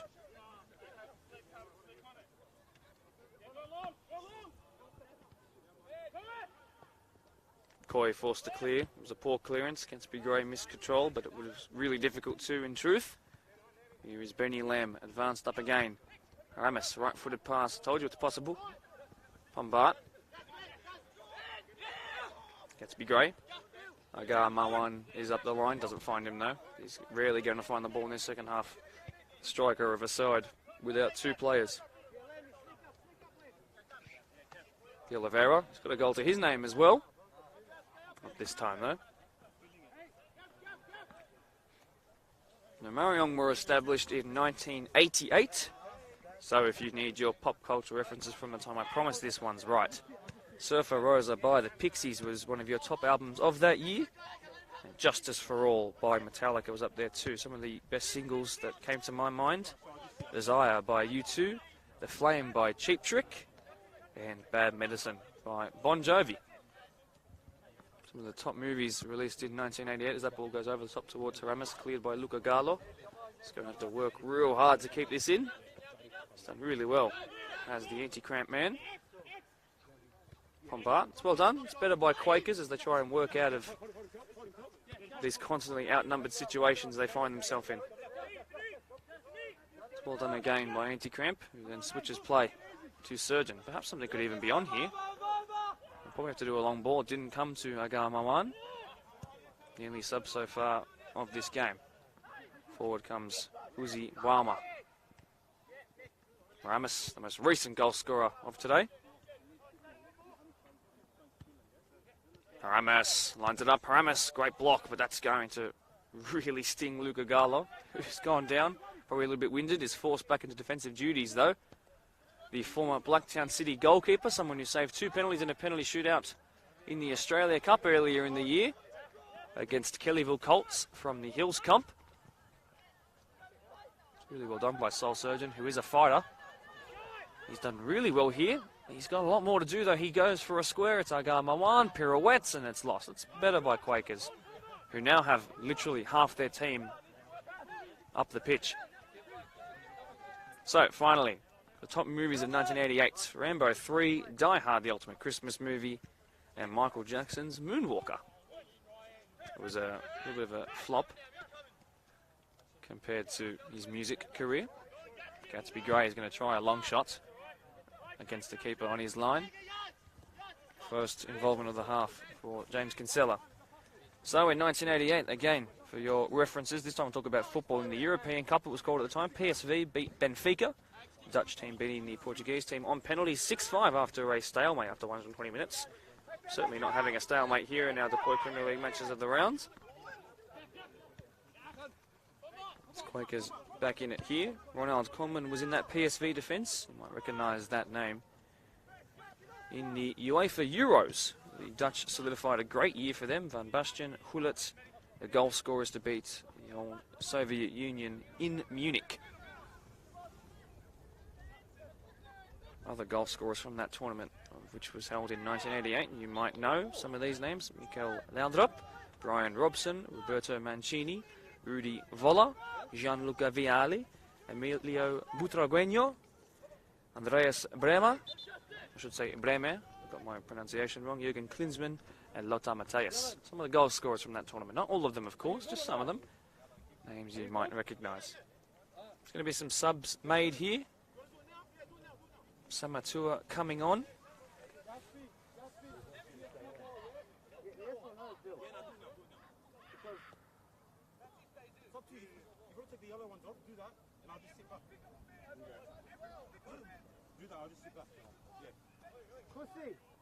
So Nathan Samatua in the 3 coming on below me, as is number 24 Asim Tapa. Kuzi Buama coming off after a great performance, who helped open the scoring, as is another goal scorer in Gabriel De Oliveira, who can add not just a Cotton Cup goal to his name, but also a league campaign goal too. Congratulations to the Brazilian-born left back here for Marion. Quakers restart things here as we tick past the 2/3 mark in the game. All-time challenge by Benny Lamb, and now it's a 2v1 up against Captain Coy. Marchant's trying to recover. Mervyn Chakal's thinking golden boot. Tries to feed it back through. Marchant's done well. Was almost finding himself with a red card in the first half. He's calmed down, showing his composure in this second half, which is great. Missed by Gatsby Gray. Asim Thapa almost getting his first touches of the game. Samatua will have to recover here as well as the right back. Marwan finds his man. Timbos twisting and turning. Aga Marwan again.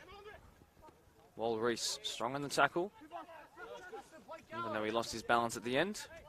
Here is Luka Galo. Pass down the line for Timbos up against Wal Reese. Galo into the box. Perhaps a chance for Quakers, no? Aga Marwan twists and turns himself now.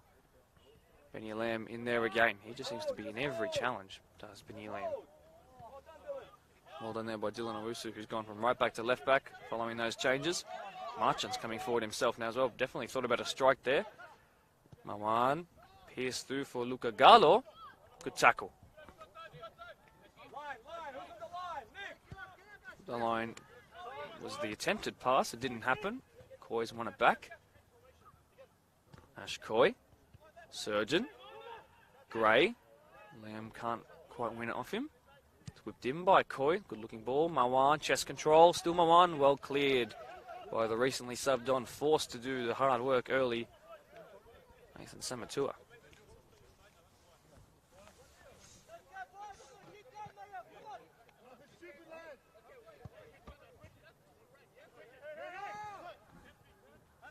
Gray. Quakers find himself with a bit of space and timing. He tries to strike from distance. It didn't happen, but it threatened and it moved in the air, and heart and mouths in the moment. No goal though. It remains 3-0 in favour of Marayong. We're up by a 2-man advantage as well.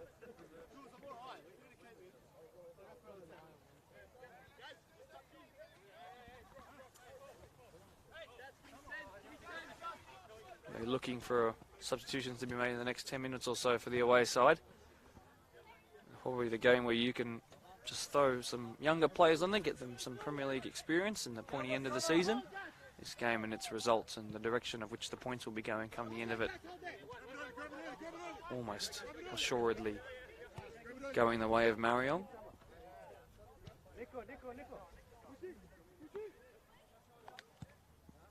Long ball over the top again. Marchant does well. Bombard gets it under control on a difficult pitch to do so. Surgeon thinks about the long ball. Attempts it, didn't get the height it needed though. These Quakers players have been run ragged here, and there's still a long time left to go. Nathan Samatua. Aramis there too. Big tackle in on him by Luca Gallo. Free kick called.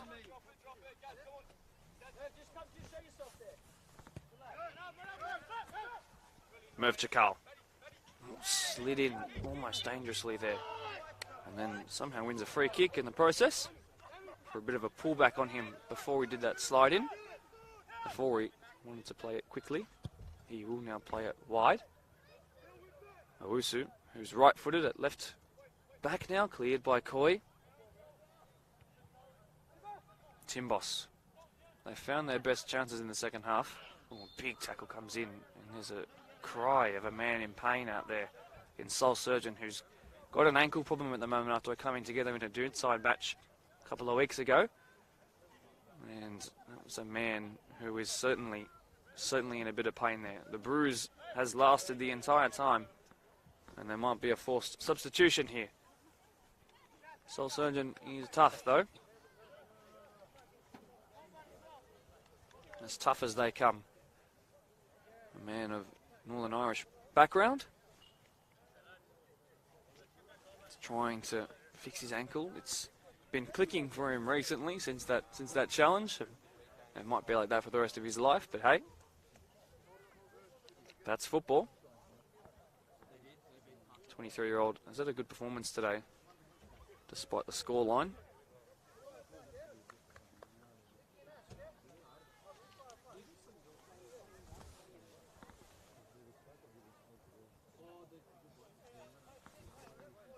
There's been a number of stoppages, injuries have gone against Quakers, as well as the scoreline, as well as the decisions. Marayong, back to a bit of history for you. Have recently welcomed back a junior player, a man who you might recognise, the name of Daniel Georgievski, formerly of Croatia's Dinamo Zagreb team, as well as Steaua Bucharest. When he came back to Australia, he first signed for Victory, did the North Macedonian, was voted the Joe Marston Medal as the player of the match in the grand final against Sydney FC, you might remember. Then went to Newcastle, played 3 games in his time at the Wanderers, and then ended with a really good stint at Melbourne City. Certainly a journeyman. So he's back in a capacity involved with the youth side of things here.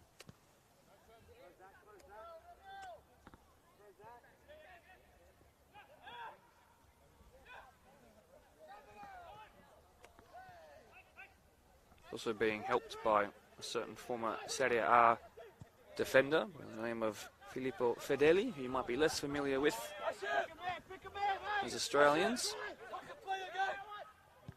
Played for a number of Italian mid to lower table clubs.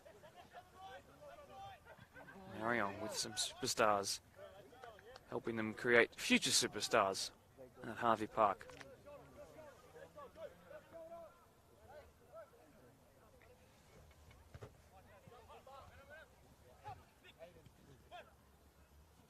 Surgeon, you can see him running after this ball and the ankle's not holding up for him at all. It's going to have to be the end of his night soon, I think. I want it to be for his safety. Agar Mawan puts a shoulder into Mamusha Guer and in the end concedes a free kick. I think Soul Surgeon, the camera's not on him right now, but we're getting very close to the end of his night. He is really struggling out there. That coming together has damaged his ankle. One that was already in the balance. Easy, keep it.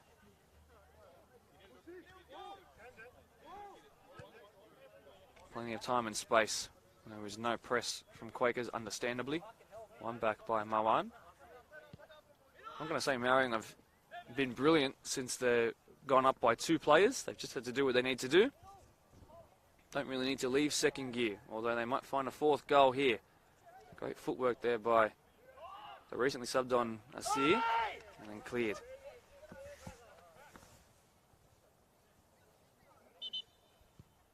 Gatsby, Gallo. Luca Gallo, Gatsby Gray will be coming off.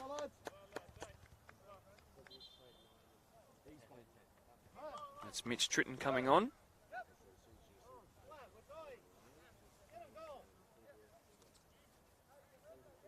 as well as young Aidan Hughes, who was involved, started the first match of the round of the season that Quakers were involved in. A young forward, he's getting some time here.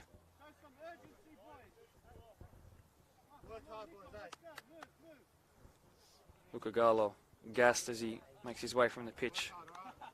He's been forced to play centre-back at times, left full-back, left wing throughout the 68 minutes or so that he's been on, 72 minutes I should say. Aidan Hughes, usually a forward, who's coming straight into a defensive position here. Gatsby Gray in no hurry whatsoever to make it off the pitch. Another one who's been battered and bruised throughout. Mitch Tritton on.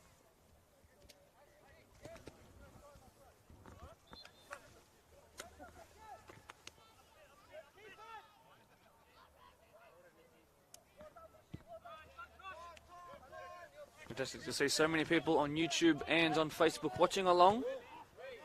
People happy to watch, even though the game probably decided. 3-0, of course, to Marion with a two-man advantage. Almost assuredly done. My question to you would be, if it was the other way around, if it was 3-0 up, if you were 3-0 up but you were down two men, you just lost, let's say you did a tackle with 30 minutes to go and you had two men down but you were 3-0 up. I wonder what that kind of game would look like. If that's ever happened before, let me know.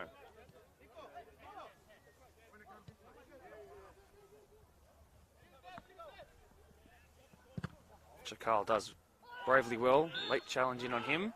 Another free kick given. Asim Tapa was there as well.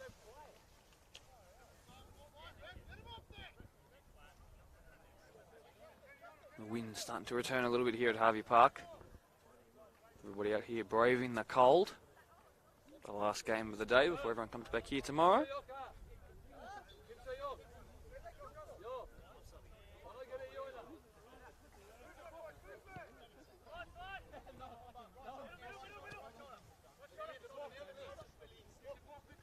Wall Reese gets the ball back after an initially poor touch. Vinnie Lamb then loses it.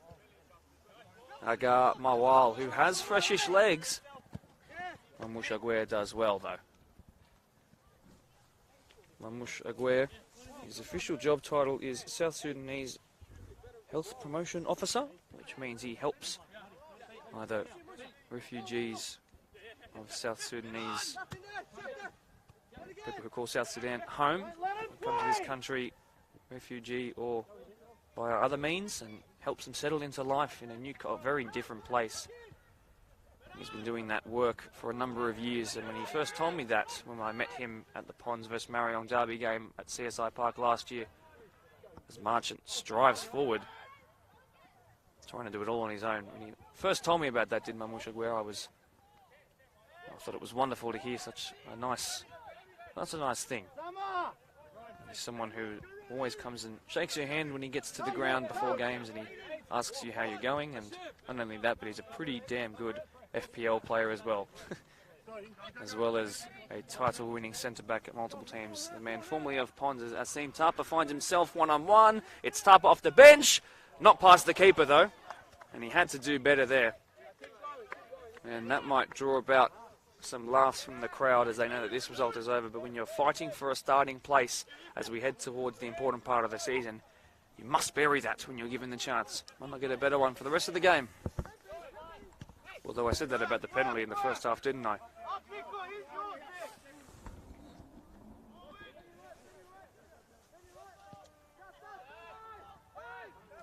Wall Reese will claim that.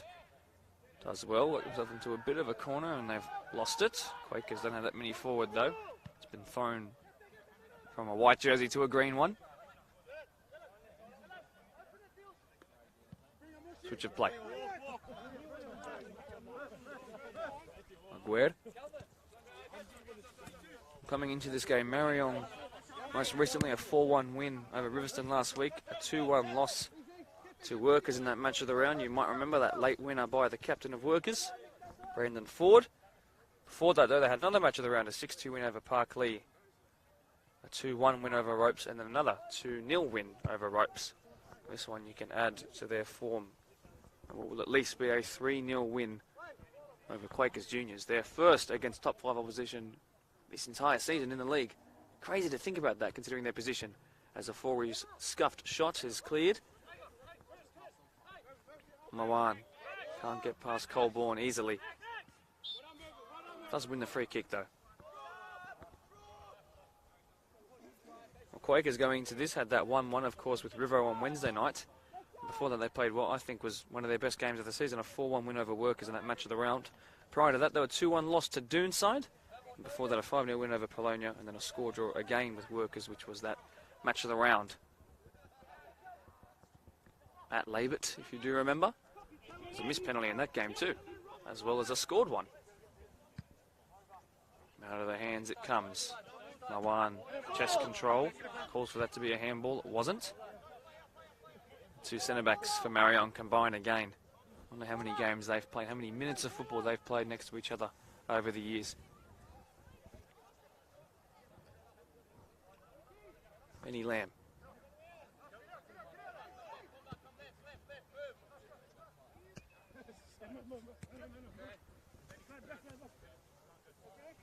Ball race. Central ball to Ryan Colborne.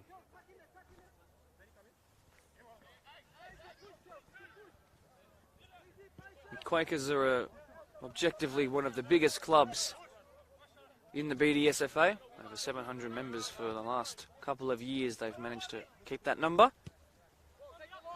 They were originally established in 1968. Let's get our history lesson right this week, as that ball is cleared by Marchant. And then Aidan Hughes playing left fullback, the normally striking player. Coming in at left fullback today, considering the circumstances, understandable. They now have 65 teams and 700 players that make up those 65 teams, do Quakers Juniors. The club started when a school teacher from Quakers Hill East Public named Wilf Macbeth saw the need for a club in the area, originally sporting only 2 junior teams as part of the Nepean Association. They joined the newly established Blacktown Association in the year of its inception, which was 1979. Founding members of the club, as well as Wilf Macbeth, was Merv Bernard and Graham. And of course, they funded this club in an extraordinary way. And you've heard this before, but every time they play, I'll tell it again. Wolf's family donated a cow. Its name was Daisy. And then its calf each year was sold for the 10 years. In the first 10 years of the club's existence, as Samatua finds himself with a chance, sliding by the keeper is effective. That calf was sold each year and the funds were used to keep the club running. So if you look at the badge of Quakers, you'll notice 2 rather large bull horns in the middle. That's where that comes from. It pays homage to an incredible story as Wal Reese thinks about a goal, perhaps. Goes central to Tapa. Asim Tapa gets a second bite of the cherry here, perhaps with that squared back towards him. Tapa. One back, and now it finds Pombart. He's only got one person to aim at. He does find him though. Benny Lamb again involved. Good tackle there by Colborne.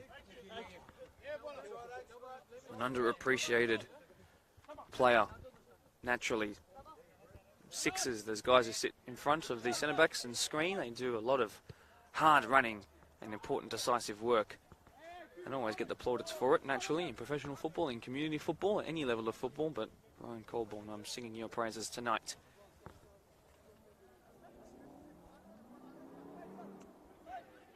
If you're looking for a bit of a pop culture reference to 1968, we'll get it right this time.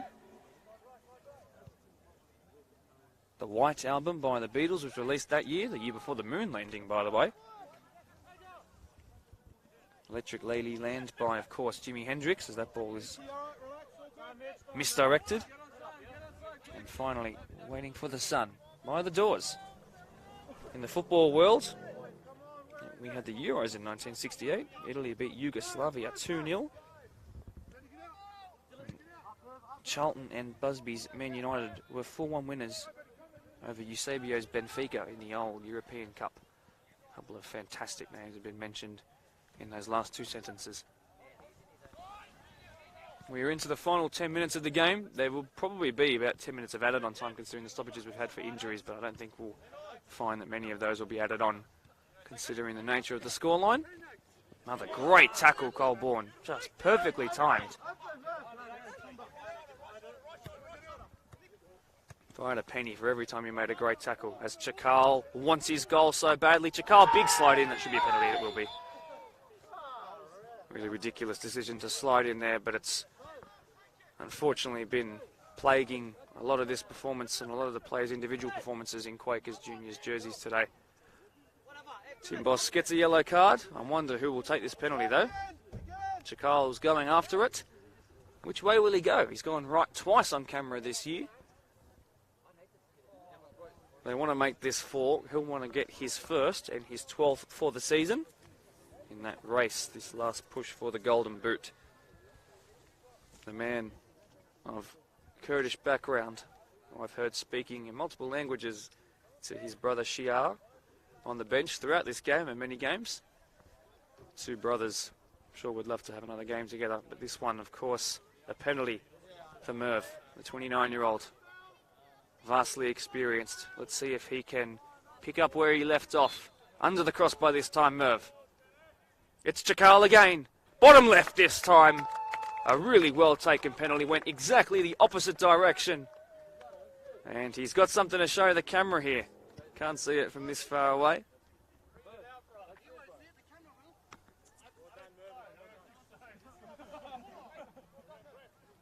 Quakers find themselves behind by 4.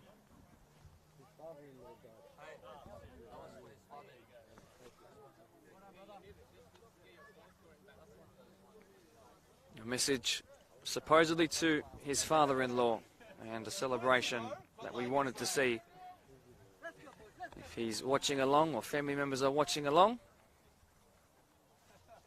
it's a moment for you to watch and enjoy.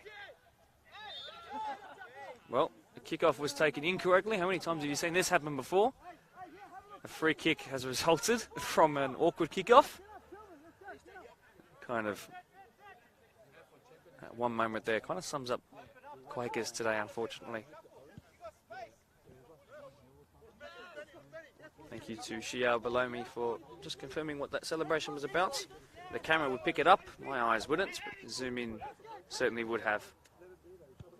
Wonderful message there. Again, they're trying to find another one here. A 5th goal, surely not the 5-star performance.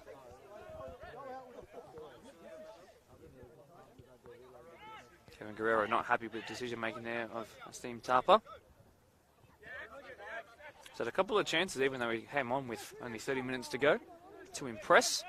Hasn't quite done that just yet, so let's hope he can find something that works before the end of the game. Colborne, another inch perfect tackle. Couldn't keep that one in, but his coach says that's okay.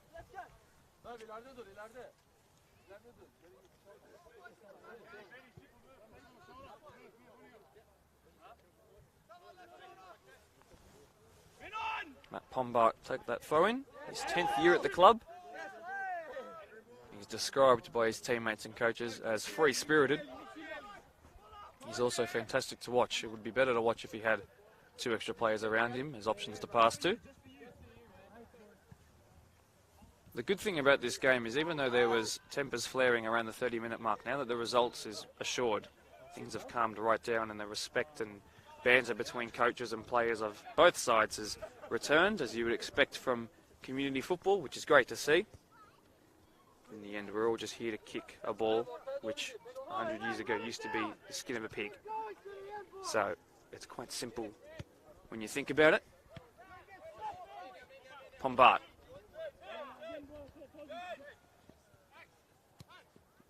Tritton in the middle of the park. Pombart again. Aiden Hughes. Rare string of possession here. Given away though before he finds Chakal. Might turn provider this time. Was he onside? Benny Lamb. He left it because he thought he wasn't. Final 3 minutes of the game. An offside flag has been raised late on. Interesting decision there.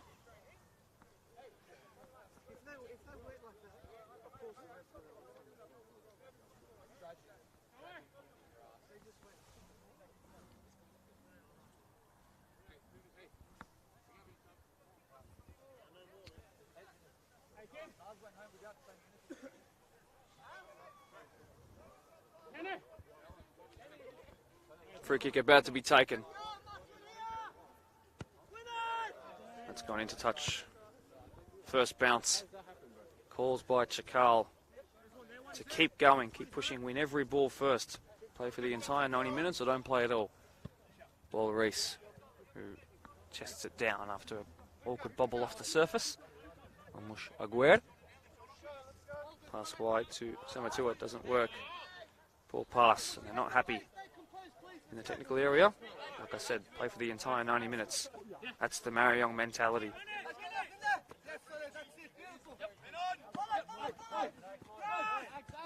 And I was saying to people around me a couple of weeks ago that I wasn't sure if Marayong were up to their best this season. You know, I should never doubt the serial winners. Gee, they've looked good today in parts. When they've needed to, they've turned on the style. I can see by what's happening out there now, still communicating really, really well. They've done exactly what they need to do when they are at a two-man advantage like this. That's protect their players, protect themselves, and use the ball, not your energy. When you've got Wednesday night games coming up, and you've got a squad with an average age of, let's say, 26, it's needed. In fact, it might even be a little bit higher, you know. The serial winners. What a performance it's been today. Bombard. Oh wow. Aiden Hughes. Testing pass, but Marchant's finds him. Benny Lamb there, trying to put pressure on. Shocking pass. Chakal might be at the double here, goes to the right. Chakal then cuts back and then loses the ball. He's not happy with himself. Really not happy with himself. Desperately wants that second goal. On a different day, he would have had a hat-trick, you know. Still showed wonderful composure from the spot a couple of moments ago. We are 30 seconds away from being at the end of the regular 90 minutes here. Afori tries it. No, off target.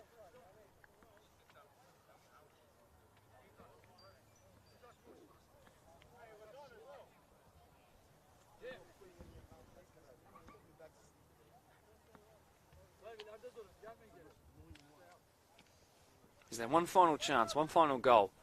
Depends how much added on time there will be here at Harvey Park.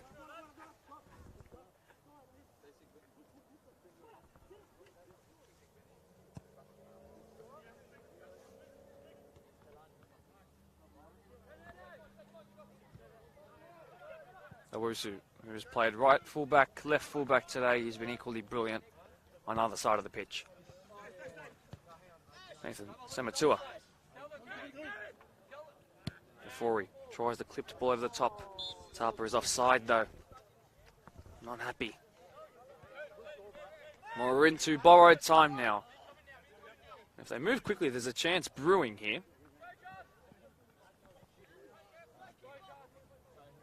Aguirre. One back for Marion. And now space. Benny Lamb against an injured soul surgeon. Asim Tarper. Marchant is there. He wins it back though. That's good determination showed there by the sub. Referee looking at his watch. Would this be the final chance of the game? It should be about 8 minutes realistically, but it's not really needed today.